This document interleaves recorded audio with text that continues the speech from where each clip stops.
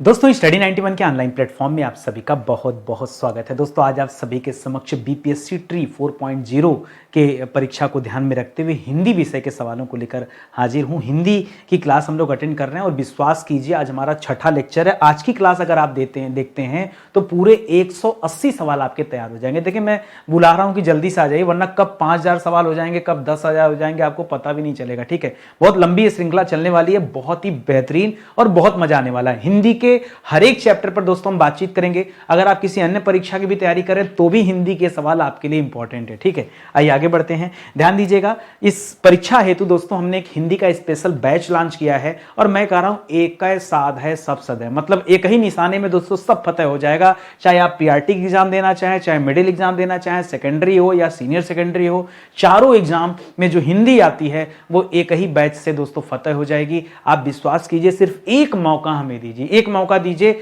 आपको समझ में आ जाएगा क्या क्वालिटी है इस क्लास में। ठीक है, आइए स्टार्ट करते हैं आज के सवालों को और देखते हैं कि आपकी तैयारी कितनी बढ़िया हो पाई है और कितना अच्छा आप जवाब दे पाते हैं। ठीक है, तो पहला सवाल दोस्तों स्क्रीन पर आपको दिख रहा होगा कि हिंदी साहित्य के आरंभ काल को, जो पहला आरंभ होता है, देखिए हिंदी साहित्य का काल जब आप पढ़ते हैं तो आप पढ़ते हैं किसके बारे में, आदि काल के बारे में पढ़ते हैं, भक्ति काल के बारे में पढ़ते हैं, रीति काल के बारे में पढ़ते हैं, फिर आधुनिक काल के बारे में पढ़ते हैं। इस तरह से कालखंड का बंटवारा हुआ है। ठीक है, तो जो आरंभिक काल है जिसे हम क्या कहते हैं दोस्तों, आदिकाल कहते हैं, उसको रामचंद्र शुक्ल जी ने दोस्तों क्या नाम दिया। ठीक है, तो देखिए उस आदिकाल को क्या कहा जाता है, वीर गाथा काल कहा जाता है और यह नाम किसने दिया है, आचार्य रामचंद्र शुक्ल जी ने दिया है। यह आपको याद रखना है। हालांकि ये जो आदिकाल, चारण काल, ये जो नाम है दोस्तों, ये सब दोस्तों आदिकाल का ही दोस्तों नाम है, कुछ अलग नहीं है। ये आदिकाल का ही नाम है, लेकिन आपको बताना पड़ेगा कि कौन सा नाम किसने दिया है। बहुत इंपॉर्टेंट सवाल है, इसको ध्यान में रखेंगे।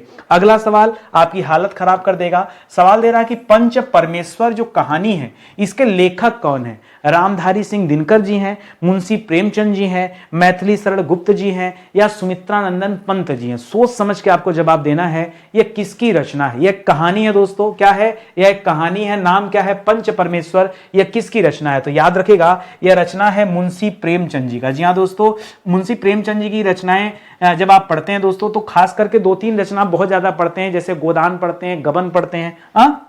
ठीक है, गोदान हो गया, ठीक है, गोदान हो गया, गबन हो गया, नमक का दरोगा हो गया। ठीक है, नमक का दरोगा हो गया। मैं कहता हूं दोस्तों, ठीक है, इन सबको, मंगल सूत्र हो गया, ठीक है, मंगल सूत्र हो गया, ठीक है, ये उनकी आखिरी कृति थी। ठीक है, तो ये सब छोड़कर कुछ और चीजें याद रखिए, जैसे परीक्षा में दे सकता है बूढ़ी काकी। ठीक है, बूढ़ी काकी किसकी रचना दोस्तों, ये भी मुंशी प्रेमचंद जी की रचना है। ठीक है, या फिर एक रचना इनकी प्रसिद्ध है कफन, एक रचना है कफन, एक रचना है दोस्तों पूस की रात। क्या है, पूस की रात। ठीक है, ये बहुत अच्छे अच्छे सवाल दोस्तों जो आपसे आपके परीक्षा में पूछे जा सकते हैं। एक और लिखिएगा, बड़े घर की बेटी। ठीक है, बड़े घर की बेटी। ठीक है, दो बैलों की कथा। ठीक है, दो बैलों की कथा। ठीक है, 4-6 रचनाओं का नाम याद रखें। ठीक है, दो बैलों की कथा। ठीक है, तो आप 4-6 रचनाओं का नाम याद रखिए जो मुंशी प्रेमचंद जी से संबंधित है। ये मैंने सब लिख दिया है पर फिर से एक बार रिकॉल कर दीजिए।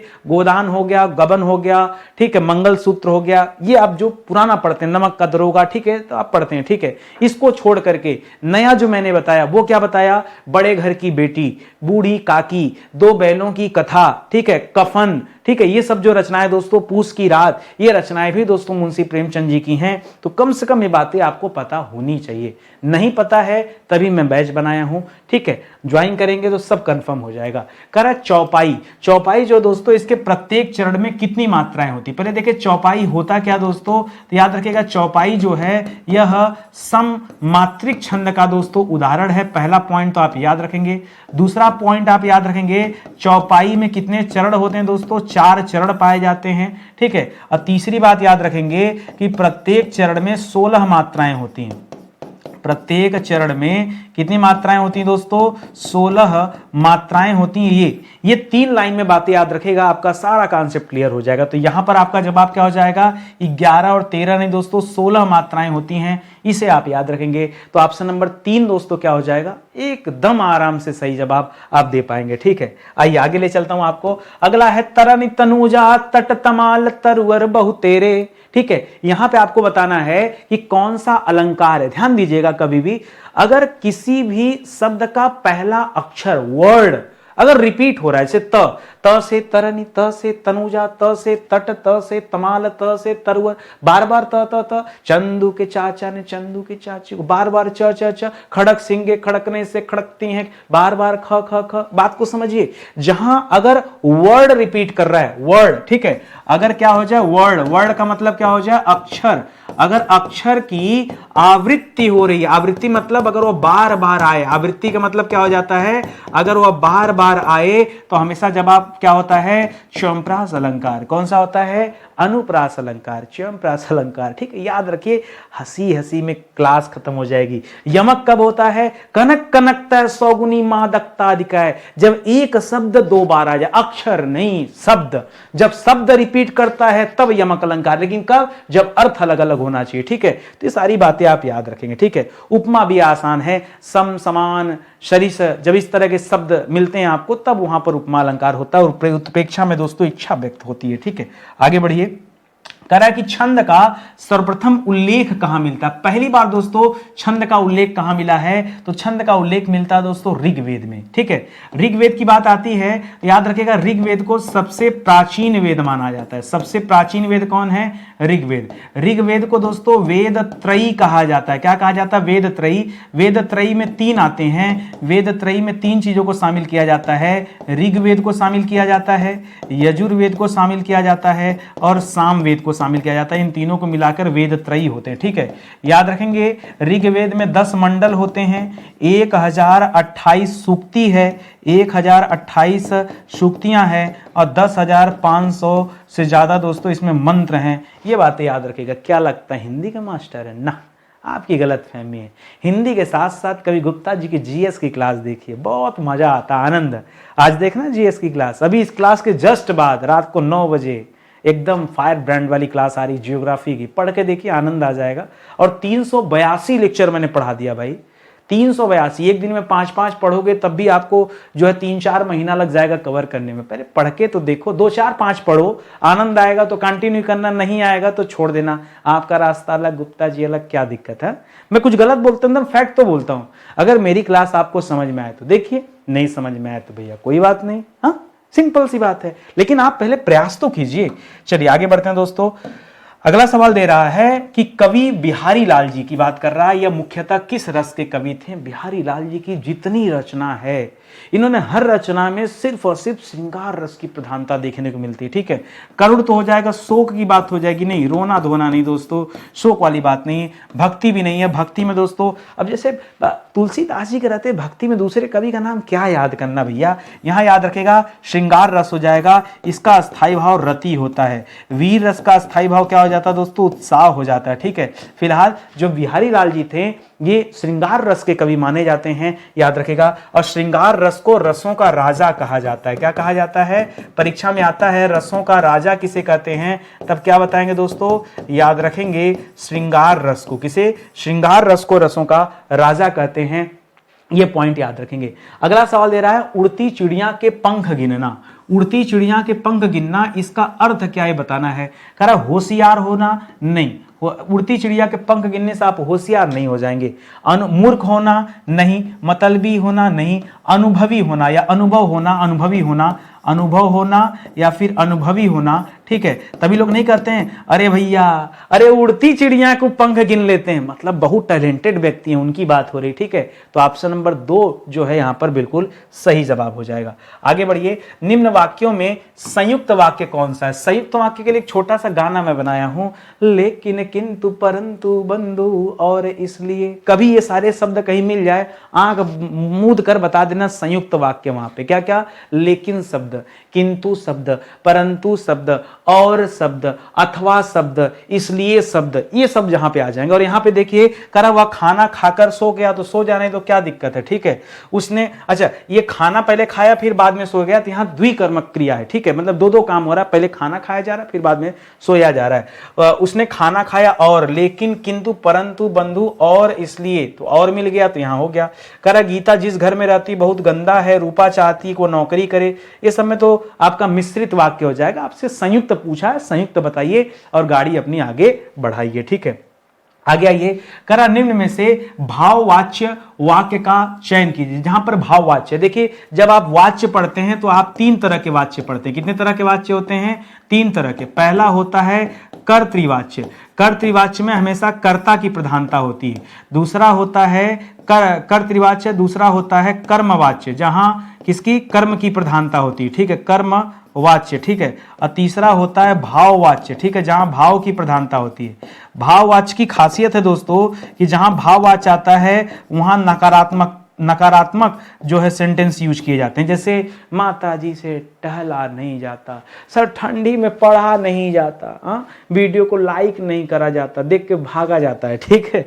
तो याद रखिएगा, सीता कपड़ी सीती है नहीं, यहाँ बैठा नहीं जाता, यही नकारात्मक सेंटेंस आपको दिख रहा है और यही दोस्तों आपका सही जवाब हो जाएगा। बाकी कपड़ा सिया जाता है, कपड़ा सिया जाता है, यहाँ कपड़े पर भार जा रहा है तो कर्मवाच्य हो जाएगा। मेरे द्वारा पुस्तक पढ़ी जाती है, ठीक है। तो ये सब आप उसी हिसाब से देखिए, कर्तृवाचक और कर्मवाचक, ठीक है। आपको भाववाच्य चयन करना था और भाववाच्य हमेशा नकारात्मक में होते हैं। माता जी से टहला नहीं जाता, पिताजी से चला नहीं जाता, मुझसे पढ़ा नहीं जाता, कभी इस तरह का कुछ भी सेंटेंस आए तो हमेशा भाववाच्य अपने दिमाग में रखिएगा।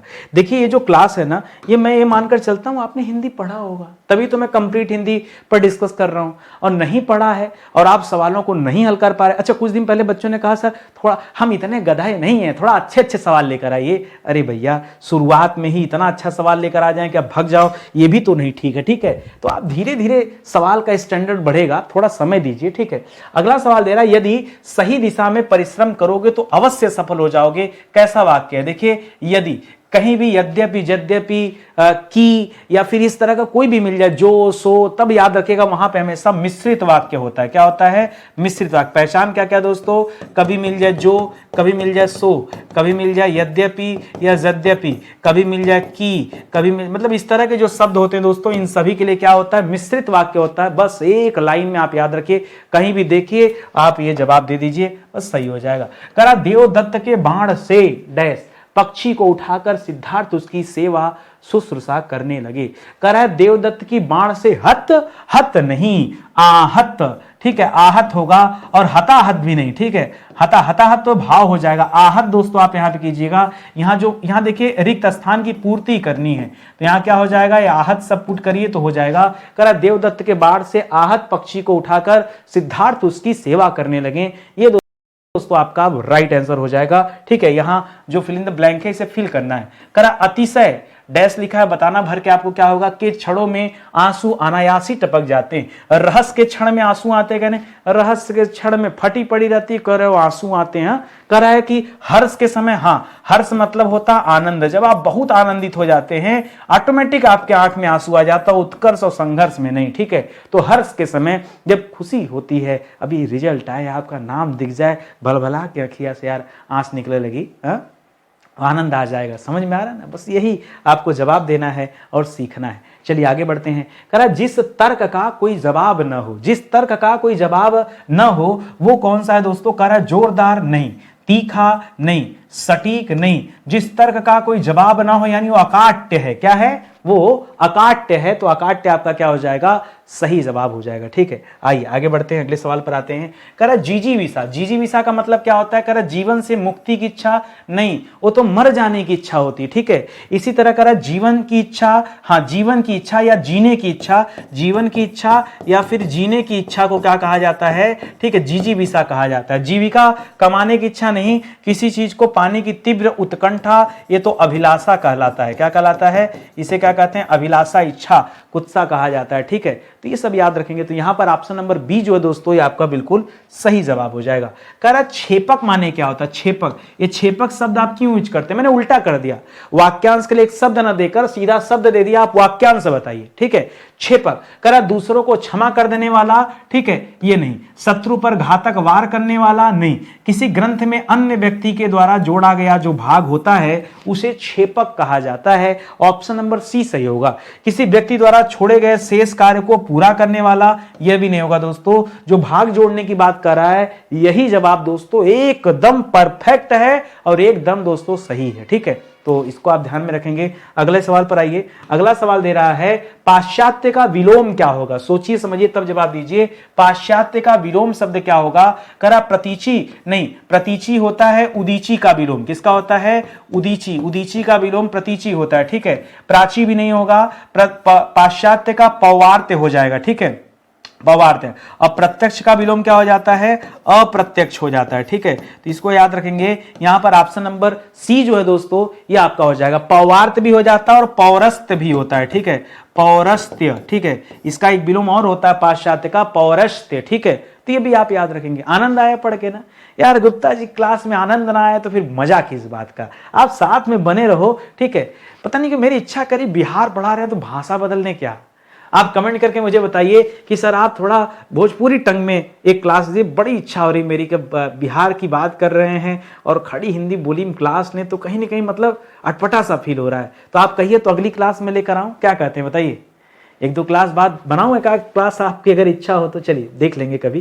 देखिए स्टडी 91 के प्लेटफॉर्म से हमने बहुत सारे कोर्स बनाए हैं और जिस कोर्स में हमें लगता है कि हम अच्छा काम कर सकते हैं, हम बच्चों को सिखा सकते हैं, पढ़ा सकते हैं, वही कोर्स बनाते हैं। अंधाधुंध कोर्स, अंधाधुंध किताबें आज तक हमने नहीं बनाई। जहां क्वालिटी है, अच्छा मैं सही कर रहा हूं गलत, हमें जितना पढ़ाना आता है हमें उतना ही पढ़ाना चाहिए ना। सही कर रहा हूं कि गलत कर रहा हूं। जैसे बहुत सारे बच्चे कहते हैं सर आप हिंदी के गजब के मास्टर, पूरे भारत में ऐसा हिंदी नहीं पढ़ाता। भैया इतना ऊपर मत चढ़ाओ, मैं हिंदी में टीजीटी पीजीटी क्लास नहीं लेता। अब बहुत सारे बच्चे फोन कर कहते हैं सर आप पढ़ाते तो इतना अच्छा है, टीजीटी पीजीटी क्यों नहीं। अभी मैं उस पर शोध कर रहा हूं। जब मेरा शोध कार्य पूर्ण हो जाएगा तब मैं बैच लाऊंगा। तो अब सोचो व्याकरण में कितने दिन से पढ़ा रहा हूं और ऐसा नहीं कि टीजीटी पीजीटी के सवाल नहीं हल कर पाता, आता है। लेकिन अभी मैं जब तक मेरा शोध कार्य पूर्ण नहीं हो जाता तब तक बैच नहीं। देखिए मास्टर का मतलब नहीं कि खड़ा हो गए कुछ भी पढ़ा दिया, किसी को भी पढ़ा दिया। आजकल ऐसे ही चल रहा है, प्लेटफॉर्म पे लोग आ रहे हैं, किसी को भी पढ़ाने में लगे हैं।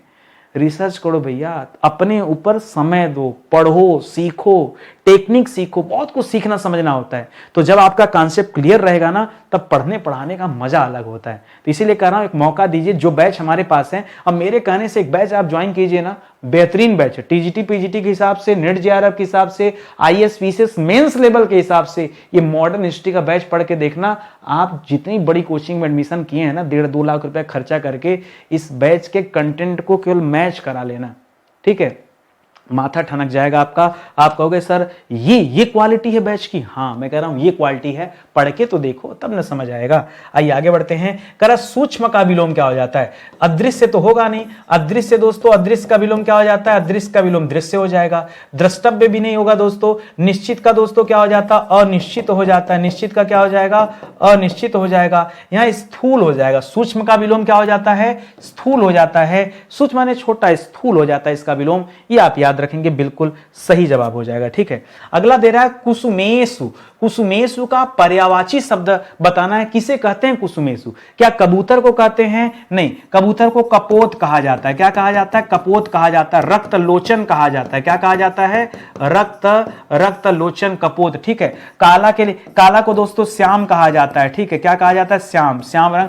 काला सांवला के लिए भी यूज होता है। ठीक है, तो कामदेव को याद रखिए, कामदेव के लिए शब्द आता है कुसुमेशु। और कामदेव को क्या क्या कहते हैं, कामदेव को मार कहते हैं, कामदेव को अस्मर कहते हैं, कामदेव को पंचसर कहते हैं। कामदेव की पत्नी का नाम रति था तो इन्हें रतिनाथ कहते हैं। इन्हें रतिपति कहते हैं। क्या कहते हैं, रतिपति कहते हैं। इन्हें पुष्पधनवा कहते हैं। क्या कहते हैं, पुष्पधनवा कहते हैं। ठीक है, इन्हें प्रद्युम्न भी कहा जाता है। ठीक है, प्रद्युम्न भी कहा जाता है। और क्या कहा जाता है, इन्हें अनंग भी कहा जाता है, अनंग भी कहा जाता है। इन्हें कुसुमेशु कहा जाता है। ठीक है, कुसुमेशु भी कहा जाता है और कुसुम सर भी कहा जाता है। क्या कहा जाता है, फूल के बाण चलाते थे। ठीक है, इन्हें कुसुम सर भी कहा जाता है। ठीक है, ये सब नाम दोस्तों किसके हैं, कामदेव जी के नाम हैं। तो ये नाम आप याद रखिए, कहीं से कुछ भी परीक्षा में आ जाएगा।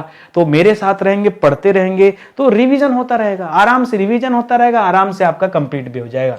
निम्नलिखित में से कौन सा स्वर संधि का भेद नहीं है, जो नहीं हो बताना है। स्वर संधि का भेद, स्वर संधि के 5 भेद होते हैं, अनादि नहीं होता भैया। आइए मैं आपको बता देता हूं स्वर संधि का भेद होता क्या क्या है। पहले होता है दोस्तों दीर्घ स्वर संधि। ठीक है, दीर्घ स्वर संधि। दूसरा होता है दोस्तों गुण स्वर संधि। तीसरा होता है दोस्तों वृद्धि स्वर संधि। चौथा होता है दोस्तों यण स्वर संधि, और पांचवा होता है दोस्तों अयादि स्वर संधि। क्या होता है? अयादि स्वर संधि। अनादि नहीं होता है, अयादि होता है, ये आप याद रखें। तो बहुत आसान सा है, तो इसे आप ध्यान से समझिएगा, ठीक है। कह घनिष्ठ, घनिष्ठ जो शब्द है इसका उत्तरावस्था क्या है? देखिए दो चीज देता है, जैसे यहां पे शब्द लिख दिया घनिष्ठ ना, तो दो चीज देता है, एक देता है उत्तरावस्था, उत्तरावस्था, और एक देता है उत्तमावस्था, ठीक है। दो देता है, उत्तरावस्था और उत्तमावस्था। तो ध्यान आप ये दीजिएगा, जब उत्तरा में र आ रहा है, उत्तमा में म आ रहा है, तो जब र देना तो आप इसको क्या करिए? घनिष्ठ, घनिष्ठतर कर लीजिए। क्या कर लीजिए? तर। लेकिन अगर उत्तमा कहे तो क्या कर लीजिए? घनिष्ठतम कर लीजिए। क्या कर लीजिए? घनिष्ठतम, ऐसे कर लीजिए। तो यहां घनिष्ठतर हो जाएगा, घनिष्ठतम नहीं, और यहां घनिष्ठ नहीं, ठ करना आपको, ठीक है। तो यहां पर ध्यान देंगे, यहां घनिष्ठतर हो जाएगा, क्योंकि उत्तरा पूछा था, न कि उत्तमा पूछा था। इस बात को ध्यान दीजिएगा, परीक्षा टाइम में ध्यान नहीं दे पाते आप, ठीक है। और घनिष्ठ नहीं होता है, घनिष्ठ होता, ठ से ठठेरा, टमाटर नहीं। तो याद रखिएगा घनिष्ठ शब्द होता है तो ट वाले पे मत जाएगा। देखिए यहां ट दे दिया है, इससे बचिएगा, ठीक है। ट दे दिया, इससे बचिएगा, नहीं तो फिर जल्दीबाजी में कलमियां कहां घूम जाती है ना, हम रोक ही नहीं पाते अपने आप को कि हम सही कर रहे हैं गलत कर रहे हैं, ठीक है। इससे अपना बचाव कीजिएगा। करा देश को हानि जयचंदों से होती है। जो जयचंदो लिखा है ये क्या है? वैसे तो दोस्तों हम क्या मानते हैं? हम मानते हैं कि जयचंद जो है दोस्तों, जयचंद ये एक व्यक्ति का नाम था, ठीक है। एक व्यक्ति थे दोस्तों, ठीक है, जिनका युद्ध हुआ था किसके साथ? पृथ्वी। थोड़ा इतिहास पढ़ा दे क्या? पढ़ोगे इतिहास? चलो 2 मिनट का समय दो, मजेदार कहानी बताता हूं। एक व्यक्ति था दोस्तों जिसका नाम था मोहम्मद गौरी। मोहम्मद गौरी भारत की तरफ बढ़ ही रहा था कि उसका स्वागत कर दिया किसने? कहा जाता है इतिहास के पन्नों में ऐसा ही उल्लेख है, लेकिन मैं इसे गलत मानता हूं, ठीक है। पर्सनली मैं इसे गलत मानता हूं। मैं इतिहास की किताब लिख रहा हूं, उस पर शोध किया और मुझे यही मिला कि जयचंद की बेइज्जती जरूर हुई है, लेकिन ऐसी कोई बात थी नहीं। हाँ, जयचंद का पृथ्वीराज चौहान तृतीय के साथ थोड़ा जमता नहीं था। क्यों? पृथ्वीराज चौहान इनकी बहन के साथ थोड़ा सा मतलब अपने टाइप का व्यवस्था बना रहे थे, तो भाई इनको नहीं पसंद था, ठीक है। तो इस वजह से थोड़ी जलन थी और राज्य को लेकर द्वेष था। लेकिन अब वो सेगमेंट इतिहास में पता नहीं क्यों इनको गलत तरीके से दर्शाया गया, जो कि बहुत गलत है। तो कहा जाता है, इतिहास के हिसाब से बात कर लेते हैं, तो मोहम्मद गौरी को इन्होंने आमंत्रित कर दिया कि आप आइए, आप पृथ्वीराज चौहान के साथ युद्ध करिए, मैं आपकी इस युद्ध में सहायता करूंगा। मोहम्मद गौरी को तो बस इंतजार था कि कोई मौका मिल जाए। वो अपनी सेना लेकर 1191 ईस्वी में बढ़ गया। कहां पर? चौहान वंश के शासक पृथ्वीराज चौहान तृतीय के साथ लड़ाई करने। उस युद्ध को तराइन का युद्ध कहा जाता है, जो 1191 में लड़ा गया। इतनी मार मारा पृथ्वीराज चौहान ने, इतनी मार मारा गौरी को, ये गौरिया भाग गया, ठीक है।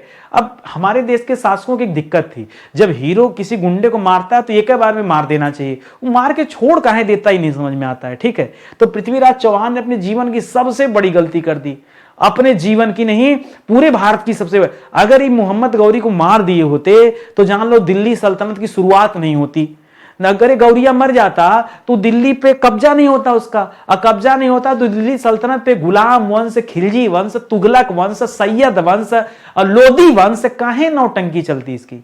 लेकिन भैया पृथ्वीराज चौहान वो हीरोगिरी के चक्कर में जो है, ठीक है, छोड़ दिए। 1192 में और बड़ी फौज लेकर आया कि हमको बदला तो लेना है, और बड़ी फौज लेकर आया। 1192 में और भयानक युद्ध हो जाता है, ठीक है। और इस बार दोस्तों कहा जाता है पृथ्वीराज चौहान न बचे, ठीक है। पृथ्वीराज चौहान क्या है? उनके दरबारी इतिहासकार थे चंद्रबरदाई। चंद्रबरदाई ने एक ऐसा मौका मिला, कहा जाता है पृथ्वीराज चौहान शब्दवेदी बाण चलाते थे। इसके पहले दशरथ, राम जी के बाबूजी, पिताजी दशरथ जी शब्दवेदी बाण चढ़ाते थे। और आपको याद होगा श्रवण कुमार की उन्होंने हत्या कर दिया था, गलती से उन्हें लगा कोई जानवर है और शब्दवेदी बाण दोस्तों चला दिया, श्रवण कुमार चले गए। और उन्हीं के श्राप की वजह से दोस्तों इतना कुछ घटना घटी है, वो अलग बात है। उसी तरह का एक बाण कौन चलाता था दोस्तों? उसी तरह का एक बाण चलाते थे ये। यानी इनका इतना ज्यादा माइंड पे कंट्रोल था, अपनी इंद्रियों पे कंट्रोल था कि आवाज को भांप जाते थे कि कहां से आवाज आ रही है और कहां जो है मारना है, ठीक है। और जब ये उस छत बिछत अवस्था में थे, कब इनकी अंतिम गिनती चल रही थी, उस समय इनके हाथ में वो धनुष बाण था। और ऐसा इतिहास में वर्णन है कि जो चंद्रबरदाई उसने एक लाइन कहा, 4 बांस 24 गज, कि गौरी बैठा कहां निशाना मारो, 4 बांस, जहां तुम खड़े हो वहां से 4 बांस 24 गज, अंगुल अष्ट प्रमाण, ताऊ पर सुल्तान है मत छू को चौहान। जब मारा ना, अरे बच गया संजोग से गौरी, लग गया होता तो कहानी समाप्त हो गई होती। ठीक है, अच्छा उस लड़ाई में हुआ क्या? उस लड़ाई में जयचंद आया नहीं बेचारा। कहा जरूर था कि गौरी हम तुम्हारा साथ देंगे, गया नहीं। गौरिया कहा इनका काम तो खत्म हुआ, अब क्या किया जाए? 1194 में अपनी सेना लेकर इनके ऊपर हमला कर दिया। कहा तुम आए काहे नहीं बोल के, और तुमको आना नहीं था तो बोले काहे? पहली बार हमको मरवा दिए, मार दिया होता तब चौहान। हाँ, तो अब उसके बाद ये जो 1194 में युद्ध हुआ उसे कहा जाता है चंदावर का युद्ध। इसे इतिहास पढ़ना हो तो कितना आनंद आ जाएगा ना। चलिए अलग बात है, मुद्दे की बात करते हैं। ठीक है, तो दोस्तों अब उन्हीं जयचंद को जयचंदो कह दिया गया। तो जयचंदो का मतलब यहां क्या है? जयचंदो का मतलब यहां विश्वासघाती से है। किससे है? विश्वासघाती से है। जयचंदो का मतलब यहां देशद्रोही से है। ठीक है, इन्होंने देशद्रोह कर दिया। ठीक है, इस वजह से यहां पे जो जयचंद है ये व्यक्तिवाचक ना होकर जातिवाचक है। ठीक है, जातिवाचक में रखा गया है, भाव और द्रव्य तो है नहीं। ठीक है, तो ऑप्शन नंबर 1 आप याद रखेंगे, आपका सही जवाब हो जाएगा। इसीलिए मैं आपसे कह रहा हूं, कई बच्चा परेशान है ना, हिंदी के मास्टर इतिहास में इतना बढ़िया स्टोरी सुना रहे हैं। अरे बहुत स्टोरी भाई, आप मौका तो दीजिए। स्टडी 91 पर आएंगे नहीं, हम कैसे अपने आप को साबित करें कि हम जीएस के मास्टर हैं? आइए भैया आइए, कैसे साबित करें भाई? मौका तो दीजिए एक बार। करा निम्नलिखित शब्दों में से स्वर संधि को पहचानिए। देखिए स्वर संधि को पहचानने के लिए आप संधि विच्छेद कर दीजिए। यहां मिल जाएगा पुस्तक धन आलय, तो पुस्तक धन आलय में यहां पर आपको दीर्घ स्वर संधि दिख रहा है, तो ये आपका बिल्कुल सही हो जाएगा। ठीक है, सदगति में क्या हो जाता है दोस्तों? सद धन गति हो जाता है, तो सदगति बन जाता है। यहां पे दोस्तों व्यंजन संधि हो जाता है, तो ये आपका जवाब होगा नहीं।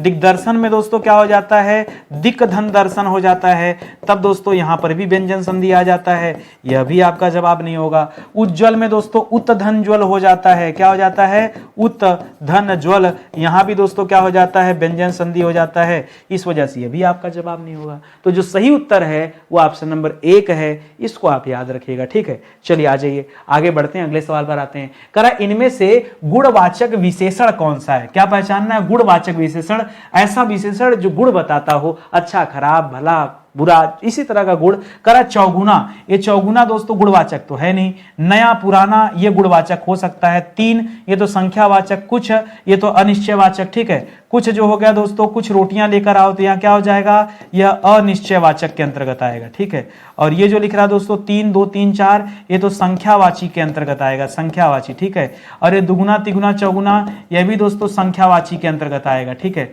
संख्यावाची में अलग हो जाएगा, फिर आप पढ़ेंगे आवृत्तिवाची। ठीक है, तो उसमें आ जाएगा आवृत्ति में। ठीक है, चलिए यहां पर नया पुराना दोस्तों, नया हो गया, पुराना हो गया, भला हो गया, बुरा हो गया। ठीक है, ठीक है, ये सब दोस्तों क्या है? गुण को दर्शाता है, तो यहां ऑप्शन नंबर बी जो है ये आपका सही उत्तर हो जाएगा।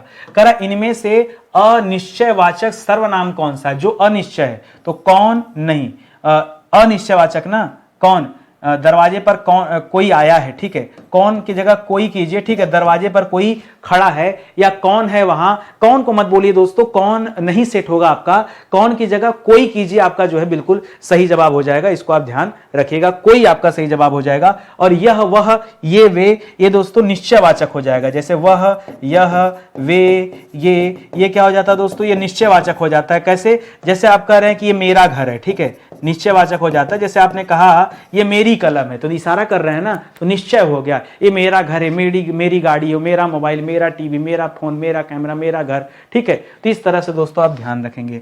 आगे बढ़िए। करा गीदड़, गीदड़ का दोस्तों स्त्रीलिंग क्या हो गया बताइए? करा गीदड़ का गीदड़ी, गीदड़िन हो जाता है, गीदड़िन नहीं होता दोस्तों, गीदड़नी हो जाता है, ये भी नहीं होता। गीदड़ का गीदड़ी होता है, मादा गीदड़ भी नहीं। बहुत बच्चा गलत करेगा, बहुत बच्चा। ठीक है, अरे बिहार के रहने वाले हो, ऐसा सवाल में गलती, अरे गीदड़ का गीदड़ी होता है, जानो, मैं जानबूझ के ऐसे सवाल दिया हूं कि आप गलती कीजिए, हमें भी इंतजार है आपके गलती का। करा स्त्रीत्व शब्द में कौन सी संज्ञा है? स्त्रीत्व, क्या स्त्रीत्व जातिवाचक संज्ञा को बताता है, व्यक्तिवाचक को, भाव, द्रव्यवाचक तो कतई नहीं होगा यार। अरे लोहा, पानी, तेल, मसाला, घी ये सब रहता तब ना, मसाला नहीं, ठीक है, तब ना द्रव्य होता। स्त्रीत्व दोस्तों एक भाव है। ठीक है, स्त्री होता तब दोस्तों जातिवाचक होता। अगर खाली यहां स्त्री दे देता तो स्त्री जातिवाचक का बोध कराती है, व्यक्तिवाचक नहीं। स्त्री में किसी का नाम दे देता, ठीक है, तब दोस्तों क्या हो जाता? वो व्यक्तिवाचक के अंतर्गत आती है। इसे लिख दिया यहां पे, मान लीजिए नूतन, नूतन। क्या लिख दिया प्रीति। ठीक है, तब दोस्तों क्या किसी का नाम आ गया तब जाके वो क्या हो जाएगा, व्यक्तिवाचक होगा। तो अभी जो यहां स्त्रीत्व दिया है ये भाववाचक है, इसे आप ध्यान में रखेंगे। करा रिक्शा जो शब्द दोस्तों ये किस भाषा का शब्द है, रिक्शा। तो याद रखेगा दोस्तों अंग्रेजी भाषा का बिल्कुल नहीं, फ्रेंच भी नहीं है, डच भी नहीं है। ये अलग बात है कि निर्वा रिक्शा वाला चला गया इंग्लैंड, तो उसको देख कर ना याद कीजिएगा। रिक्शा जो शब्द है ये जापानी शब्द है। ठीक है, रिक्शा जापानी शब्द है। इसके अलावा सेनोरेटा, ठीक है, सेनोरेटा या परीक्षा में ये भी देता है सेनोरेटा के बारे में, तो ये भी दोस्तों याद रखिएगा जापानी शब्द है। बहुत बढ़िया, परीक्षा में खास करके पूछा जाता है, तो इसे आप याद रखेंगे। ठीक है, कह रहे समास का शाब्दिक अर्थ क्या होता है, खाली अर्थ बताना है और विश्वास करना अगर मैं नहीं बताऊंगा ना तो आज इस सवाल में भी बहुत सारे बच्चे गलती कर देंगे। समास का शाब्दिक अर्थ क्या होता है, कर संक्षेप होता है, विस्तार होता है, विग्रह होता है, विच्छेद होता है। नहीं, विच्छेद तो बिल्कुल नहीं, समास विग्रह किया जरूर जाता है, लेकिन समास का अर्थ होता है संक्षेप या फिर संक्षिप्तीकरण। समास का मतलब क्या हो जाता है, संक्षिप्तीकरण। ठीक है, संक्षिप्तीकरण। ठीक है, संक्षिप्तीकरण होता है दोस्तों। ठीक है, संक्षिप्तीकरण नहीं संक्षिप्तीकरण होता है, छोटी लगा दीजिएगा, तो संक्षेप का हो जाता है। संक्षेप का मतलब है ये समास का अर्थ होता है, इसे ध्यान में रखेंगे। अंतर के पट खोलना, अंतर के पट खोलना इसका अर्थ क्या है बताना है। करा प्रशंसा करना या भेद खोलना या विवेक से काम लेना या अपमानित करना। अंतर के पट खोलना इसका अर्थ क्या होता है दोस्तों, विवेक। मुझे पता था गलती करोगे, भेद खोलने पहुंच गए ना। किसका भेद खोलने जा रहे हो। अंतर के पट खोलने का मतलब होता है बुद्धि, विवेक, सद्मति से काम करना, काम लेना। ठीक है, तो याद रखिएगा विवेक से काम लेना, इसके लिए होता अंतर के पट खोलना। ठीक है, तो इसको आप अच्छे से समझिएगा। आगे बढ़िए, कर वाक्य के अशुद्ध भाग का चयन कीजिए।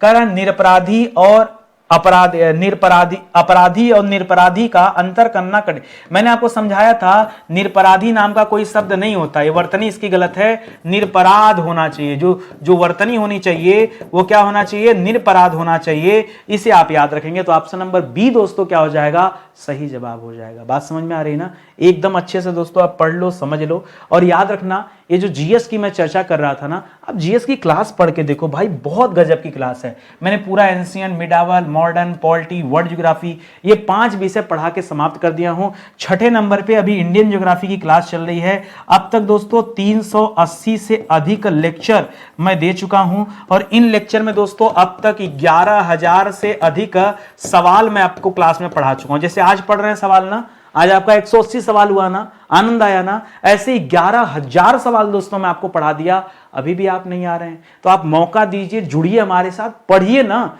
तब आपको समझ में आएगा क्या क्वालिटी है। मैं कह रहा हूं 2, 4, 5 क्लास पढ़िए, आपको अपने आप समझ में आ जाएगा कि हाँ क्लास देखनी चाहिए कि नहीं।